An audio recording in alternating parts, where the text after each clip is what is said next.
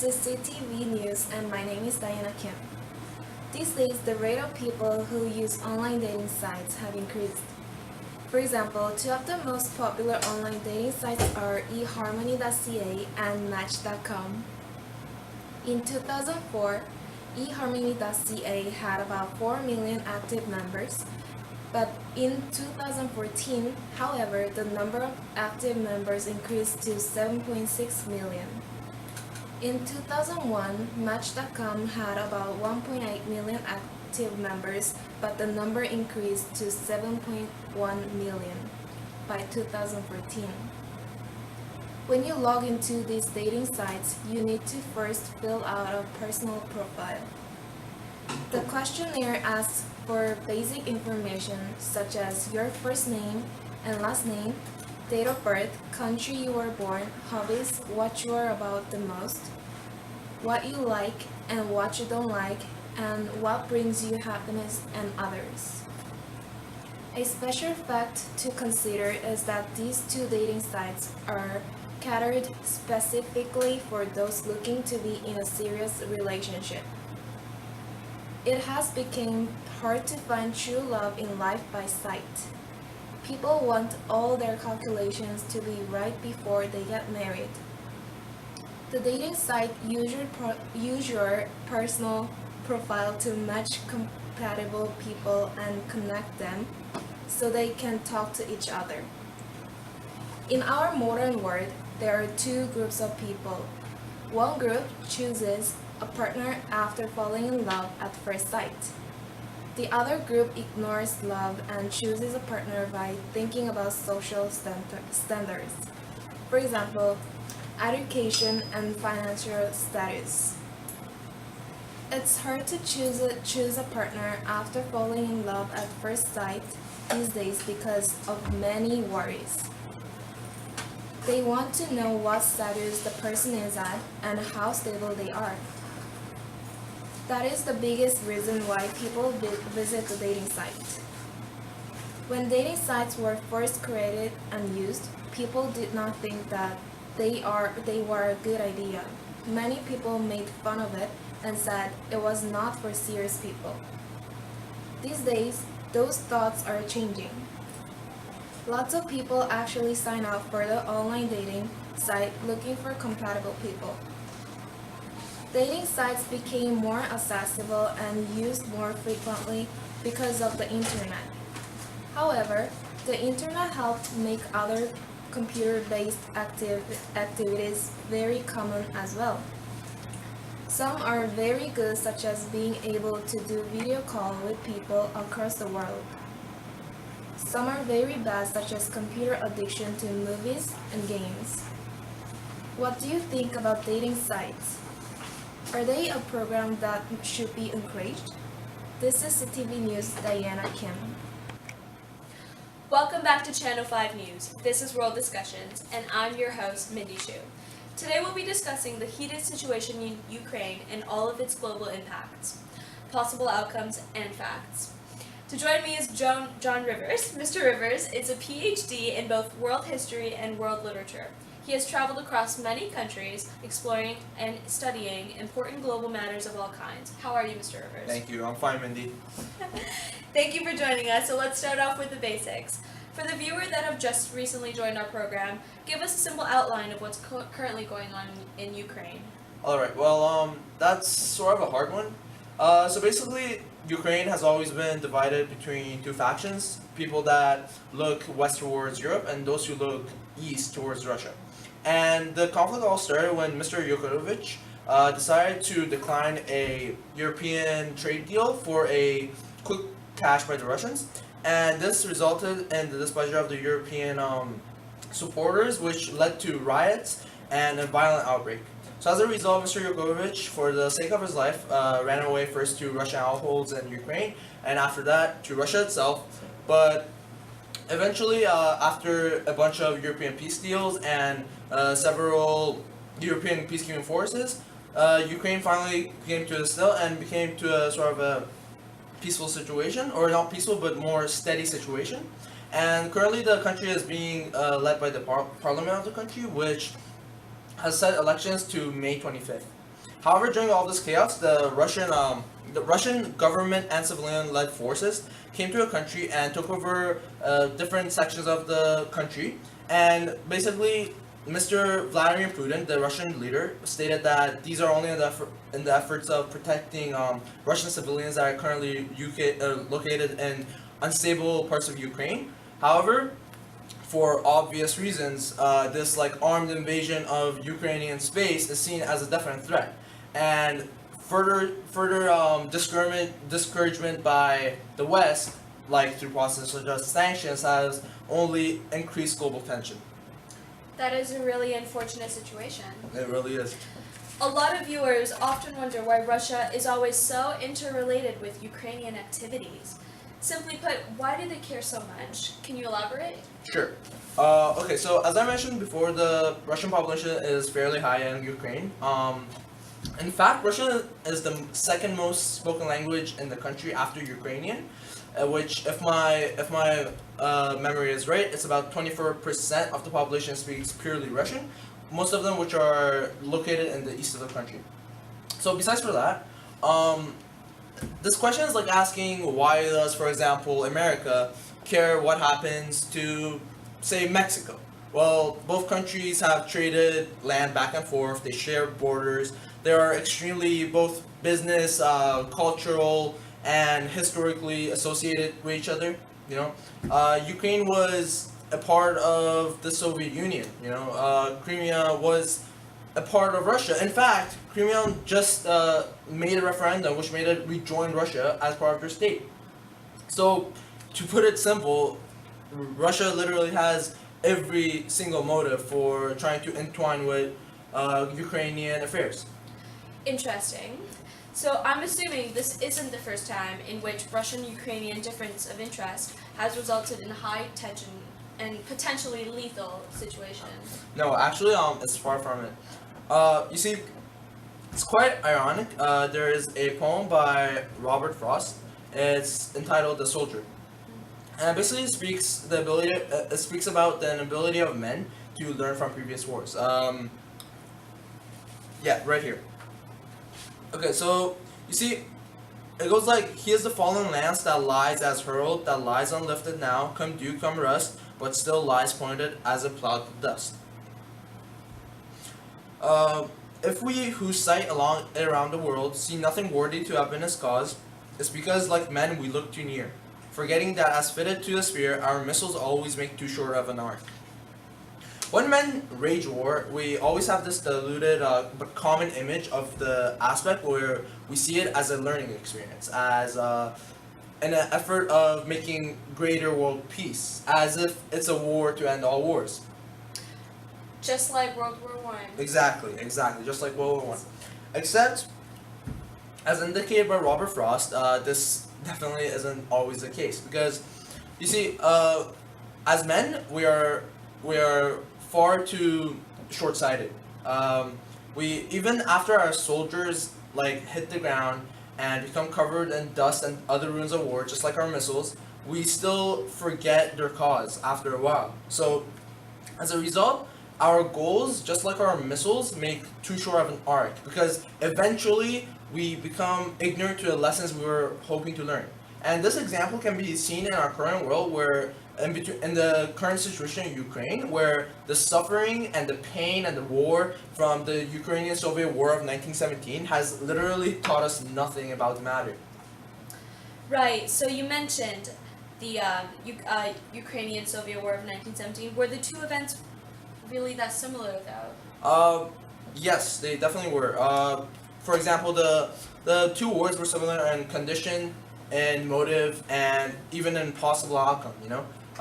First of all, think about it. The Ukrainian-Soviet War started based on the independence of Ukraine. Ukraine pronounced as wanting to separate from the Soviet Union. As a result, Soviet Union attacked Ukraine to stop them from trying to rebel.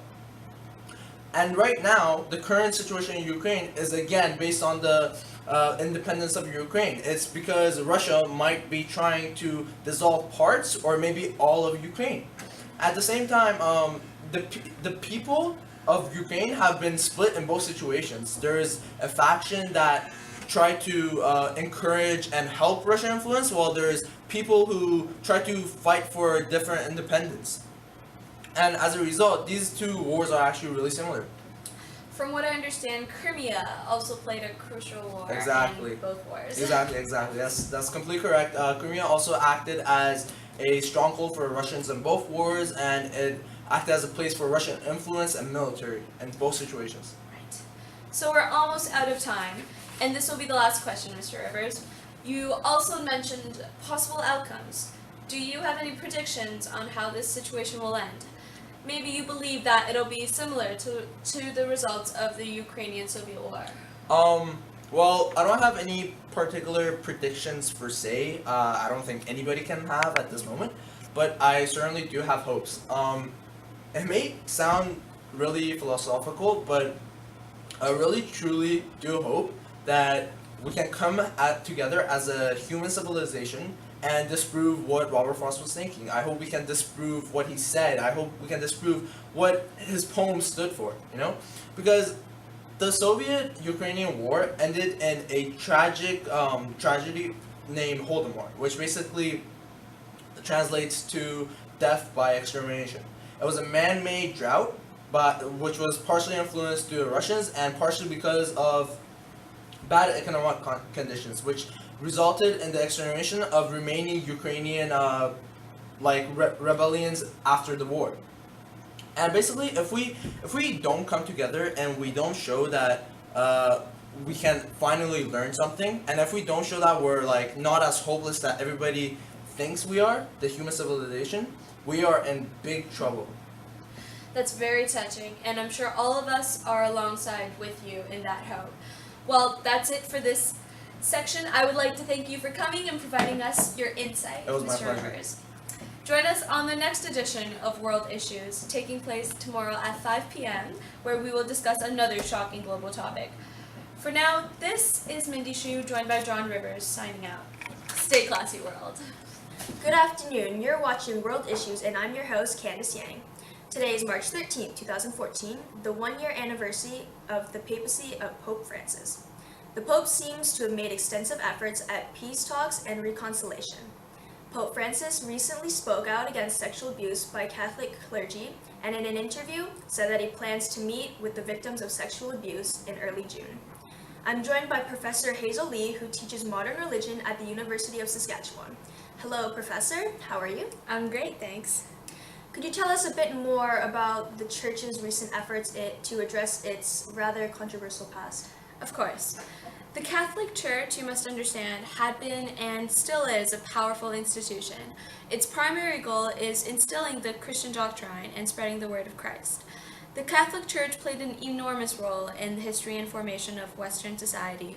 Today, they are a major source of everything from social services and schooling to voices in politics and religion. The Church has come under attack by its followers ever since the rise of Protestantism, which led to growing sects of Christianity and the growing desire for change within its hierarchy. However, any past efforts at reform had only reaffirmed the doctrine and structure, although that made people believe that the Church was corrupted and dated. Famous poets like W.B. Yeats describe this corruption. In one of Yeats' poems called The Second Coming, he foresees a metaphorical apocalypse due to the corruption of the Church. The religious order that holds society together is falling apart, and here is an excerpt from the poem. Turning and turning the winding gyre, the falcon cannot hear the falconer. Things fall apart, the center cannot hold. Mere anarchy is loosened upon the world. The blood-dimmed tide is loosed, and everywhere the ceremony of innocence is drowned. The Second Coming carries with it an ominous message that the widespread corruption of the Church will bring forth the wrath of God. It was written in 1921. Poems like this really pushed for the reevaluation and change within the Church. Now, in the modern age, things have changed quite a bit, well, at least in appearance.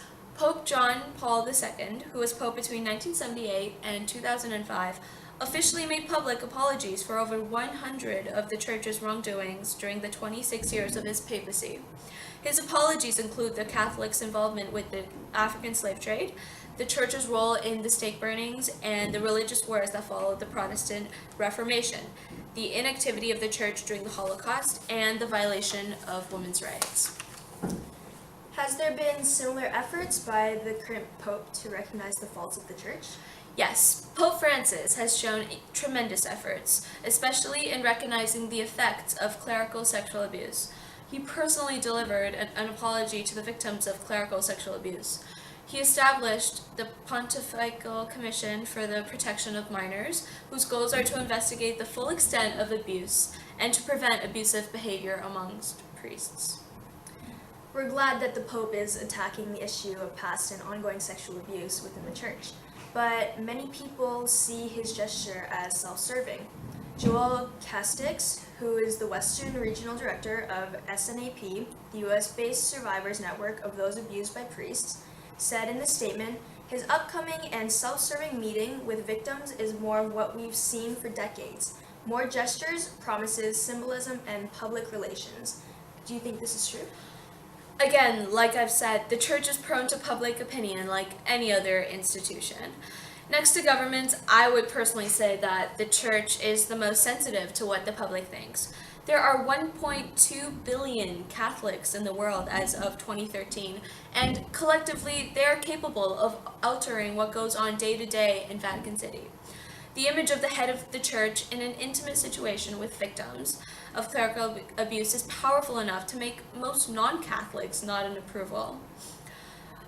The church certainly uses the media and various social networking platforms to improve its public relations.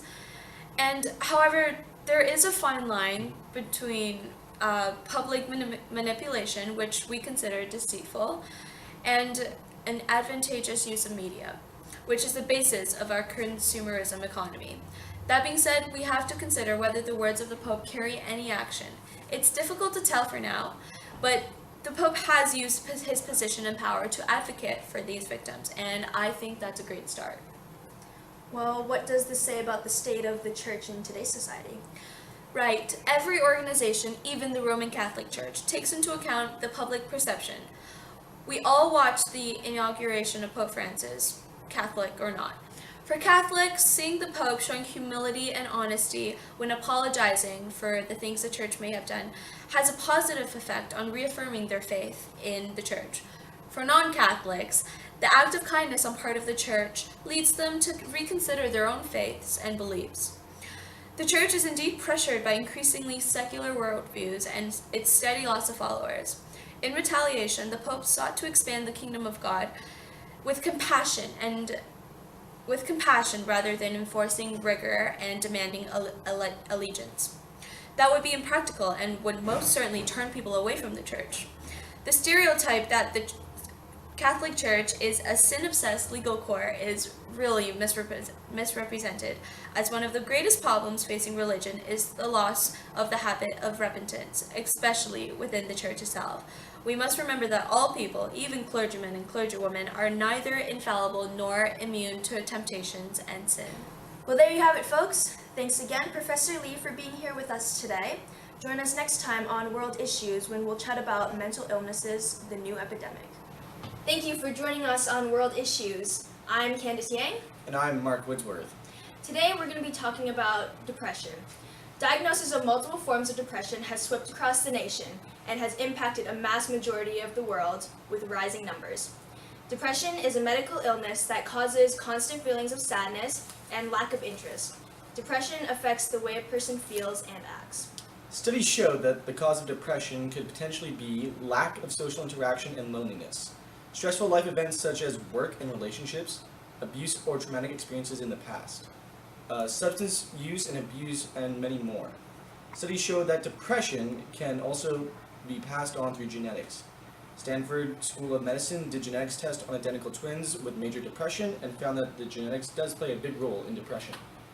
Statistics show that 5.3% of Canada's population that were 15 years or over had symptoms that met the criteria for mood disorders in the past year. The large number of youth with symptoms of depression is on the rise. Depression is the main cause of mental illness in teenagers. Studies show that main causes of depression in youth are conditions at school, at home, and their social interactions and relationships with others. 13.4% of adults, or 1 in 7 adults, showed symptoms of some sort of form of a mood disorder during their lifetime, 12.2% of those being depression and 2.4% being bipolar disorder. Studies show that the female-to-male ratio of depression diagnosis is 2 to 1. Adults in the workforce experience stress from the demand of a company that is needed from them, for example. The Association of Professional Executives of the Public Service of Canada, or APEX, is encouraging the government to adopt the Mental Health Commission's National Standard of Psychological Health in the Workplace. Studies show that from the 6,560 government executives, 52% of them lacked organizational commitment, and 32% of those executives feel as if they're unable to keep up with the demands and feel disconnected from their work. Today we have special guest David Goldblum here today, head of the Mental Health Commissions of Canada. Welcome, David. Thank you for having me on the show. So, David, we've heard quite a bit about this national standard for the workplace. Tell us a little bit about this concept. Well, our organization is pushing and encouraging healthy and safe working conditions in the workforce.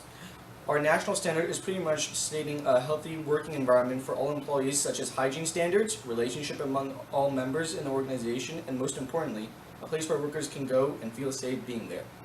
This is just a way of enforcing what a workplace is meant to be like. I hear about employees suffering from mental illness because of work conditions, and our organization is promoting the exact opposite. Well, I hope this standard becomes known worldwide. Thank you very much, David. Now let's bring in special guest Mary Angelou discussing her famous poem, Alone, and its major theme behind it, depression. Now, joining us is special guest Mary Angelou discussing her famous poem, Alone, and its major theme behind it, depression. Thank you very much for having me on the show. So Mary, can you tell us what inspired you to write the poem with such a strong message? Well, to tell you the truth, I myself suffered from depression before when I wrote this poem. I was diagnosed about 10 years ago, and I met with my psychologist and took antidepressants for quite some time now, before I made a successful recovery. This poem is quite close and dear to my heart because it describes a bit of my personal life as well as a worldwide issue, and that's a mass majority that's being affected by it. I was lower in social status and was going through some pretty big family issues as well, and it was a hard time for me, and it really, really was. Wow, truly heartfelt. Well, that's quite a story, Mary. Thank you for sharing it with us. You're welcome. Thank you for joining us on World Issues. I'm Candace Yang. And I'm Mark Woodsworth. Good night, and stay classy, York Mills.